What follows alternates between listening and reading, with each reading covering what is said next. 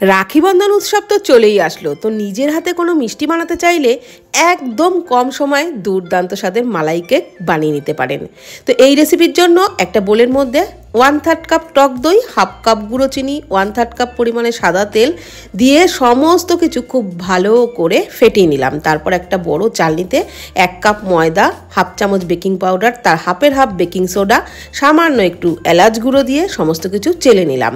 এইবার 1/2 কাপ দুধ নিয়েছি, দুধটাকে অল্প অল্প করে দিয়ে খুব ভালো করে ফেটিয়ে নিলাম।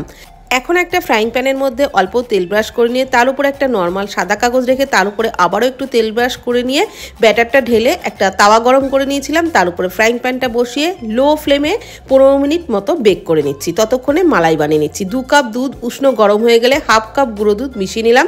তারপর দিয়ে দিলাম পরিমাণ মতো চিনি, ভালো করে ফুটিয়ে নিয়ে একটু এলাচ গুঁড়ো দিয়ে আবারও ভালো করে ফুটিয়ে প্রায় অর্ধেক করে নিলাম।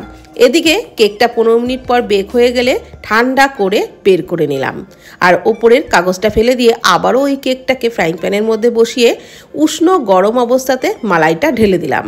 মানে কেকটাও হবে উষ্ণ গরম, মালাইটাও হালকা গরম হলেও হবে কিংবা ঠান্ডা হয়ে গেলেও অসুবিধা নেই, তবে কেকটা কিন্তু উষ্ণ গরম থাকতেই হবে। সেই অবস্থাতেই মালাইটা ঢেলে দিয়েছি আর ঠান্ডা করে ফ্রিজে রেখে ঠান্ডা করে পরিবেশন করেছিলাম। সত্যিই কিন্তু অসাধারণ লেগেছিল, আপনারাও অবশ্যই ট্রাই করুন।